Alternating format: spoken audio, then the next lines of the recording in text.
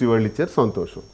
దీన్ని ఎందుకు ఛానల్స్లో రప్చర్ చేయాలి? కొన్ని ఛానల్స్లో వాళ్ళకి నేనంటే టార్గెట్. అంటే మీరు కొన్ని అంశాల్లో అనవసరంగా ఆ నోటి దురద వల్ల కూడా చెడ్డ. ఏంటి నోటి దురద? నేనేమన్నాను? మొన్నను అసెంబ్లీకి వెళ్ళాను, సమావేశాలు జరుగుతున్నాయి. మొదటి రోజు సమావేశాలు అయినప్పుడు జగన్మోహన్ రెడ్డి గారు ఎందుకు హౌస్కి రాలేదన్నారు. ఎందుకు రాలేదన్నది ఎక్స్ప్లెయిన్ చేశాను. మాకు కావాల్సింది టైం, మాకు కావాల్సింది ప్రతిపక్ష హోదా కాదు. ప్రతిపక్ష హోదా అంటే సపరేట్ చైర్ ఏమి ఉండదు, సపరేట్ కండువా ఏమి ఉండదు, సపరేట్ హోదా ఉండదు. మాకు టైం కోసం అడుగుతున్నాం. బడ్జెట్ గురించి మాట్లాడడానికి 60-70 నిమిషాలు పడుతుంది కదా, మీరు ఆ టైం ఇస్తే మేము మాట్లాడతాం, ఆ టైం ఇవ్వండి మహాప్రభు అని స్పీకర్ని కోరుతుంటే ఇవ్వట్లేదు, మేము రాలేకపోయామని చెప్పాం. తర్వాత ఆ చర్చల్లోని భాగంగానే మరి మమ్మల్ని అడుగుతున్నారు. మరి ఎన్నికలకు ముందు సూపర్ 6 వాగ్దానాలు ఇచ్చారు కదా, ఆ సూపర్ 6 వాగ్దానాల్ని కూటమిలో భాగస్వామి అయిన పవన్ కళ్యాణ్ మాట్లాడాడు కదా, మాట్లాడి చదివినిపించాడు కదా. చదివించిన పవన్ కళ్యాణ్ గెలిచిన వెంటనే తన సహచర ఎమ్మెల్యేలతో మనం ప్రతిపక్ష హోదా మెయింటైన్ చేయాలి, హౌస్లో ప్రతిపక్ష పాత్ర మనము పోషించాలి అని సహచర ఎమ్మెల్యేలతో మరి ఆయన అన్నారు కదా. మరి పవన్ కళ్యాణ్ సహచర ఎమ్మెల్యేలతో ప్రశ్నించాలి మనం హౌస్లో. మనమే అధికార పక్షం 134 సీట్లు ఉంటే 21 స్థానాలతో మనం ఉన్నాము, మనం కూడా ప్రశ్నించాలని చెప్పిన పవన్ కళ్యాణ్ గారు ఈరోజు ఎందుకు ప్రశ్నించట్లేదు అని అడుగుతున్నాను నేను. ఎన్నికలకు ముందు జగన్ ప్రశ్నించడానికే వచ్చాను, జగన్ బాబు వెరీ గుడ్. అపోజిషన్లో ఉండేటప్పుడు ఎవడైనా ప్రశ్నిస్తాడు గురు, వెరీ ఈజీ. రూలింగ్లోకి వచ్చేటప్పుడు మాట్లాడితే బెండ్ తెగిపోద్ది. అది నేను రూలింగ్ చూశాను, అపోజిషన్ చూశాను. అప్పుడు ఇలాగే మాట్లాడాం, ఇప్పుడు అలాగే మాట్లాడుతున్నాం. మీరు రూలింగ్లోకి వచ్చారు, మీరు సూపర్ 6 చెప్పారు, ప్రతి రైతన్నకి 20,000 రూపాయలు ఇస్తామన్నారు, ప్రతి మహిళకు కూడా 1,500 రూపాయలు ఇస్తామన్నారు 19 సంవత్సరాల నుంచి 59 సంవత్సరాల వరకు.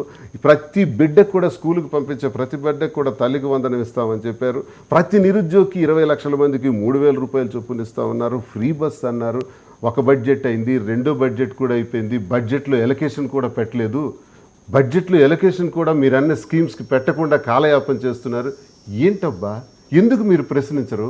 నెంబర్ 1. నెంబర్ 2, 31,000 మంది మహిళలు అదృశ్యం అయిపోయారు వాలంటీర్ల వల్ల, నా కేంద్ర నిఘా బృందాల వల్ల తెలిసింది.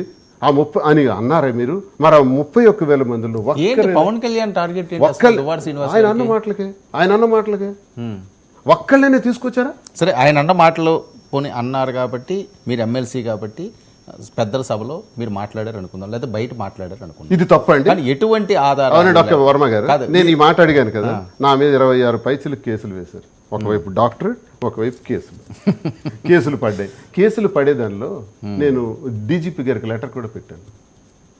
నా కేసులు ఎందుకు వేశారు, ఎన్ని వేశారు అని అడుగుతున్నాను. ఒక ఎమ్మెల్సీ మీద కేసు వేసేటప్పుడు దేశద్రోహం చేశాడా, అవినీతి చేశాడా, భూకబ్జాలు చేశాడా, లేకపోతే అధికార దుర్వినియోగం చేశాడా? తీయండి అవి.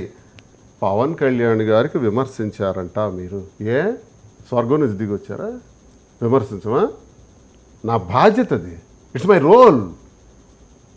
నేను అడిగిన దానికి మీరు దమ్ముంటే సమాధానం చెప్పండి, లేదంటే సైలెంట్గా ఉంటుంది. అరెస్టులు చేస్తారు, కేసులు పెట్టి. అడగడం విషయం వరకు ఓకేనండి, ఆయన అన్నారు, మీరు అడిగారు, సరే అది ప్రజలు చూస్తారు ఏది రైట్ ఏదని. కానీ ప్రశ్నించకుండా ఉండడానికి 50 కోట్లు తీసుకుంటున్నారు నెలకో రోజుకో అని అలా మాట్లాడడం ఎటువంటి ఆధారాలు లేకుండా దాన్ని ఎలా చూడాలి? ఇది చెప్పనా, పేరు చెప్పను కానీ ఒక సీనియర్ మోస్ట్ టీడీపీ లీడర్, ఇప్పుడు కూడా ఆయన మంచి ఉన్నత స్థాయిలో ఉన్నారు, మా కౌన్సిల్లోనే ఒక మెంబర్. ఆయన చిట్ చాట్లో అలా కూర్చుండేటప్పుడు బ్రేక్ వచ్చేటప్పుడు మేము వసకు కొడతాం, మీరు పోతారు మళ్ళీ మేము వస్తాం, ఇలా అనుకుంటుంటాం. పాసింగ్ కామెంట్స్ ఉంటాయి. ఆ పాసింగ్ కామెంట్స్లో మీరు పవన్ కళ్యాణ్ ఎత్తుకుని వెళ్తున్నారు బాగా, నెక్స్ట్ బీజేపీతో కలిసి వెళ్తాడు, మీరు ఒంటరి అవుతారు, మేము రూలింగ్లోకి వస్తాం అన్నాను. అంటే ఆయన వెంటనే ఆయన ఒక మాట అన్నాడు, ఎవరు పవన్ కళ్యాణా మమ్మల్ని వ్యతిరేకించి వెళ్తారు అన్న, 75 కోట్లు అడిగారు నెలకి, అంత ఇవ్వలేమని చెప్పాం, 50 కోట్లు ఇస్తున్నాం, ఎక్కడికి పోతారన్నా?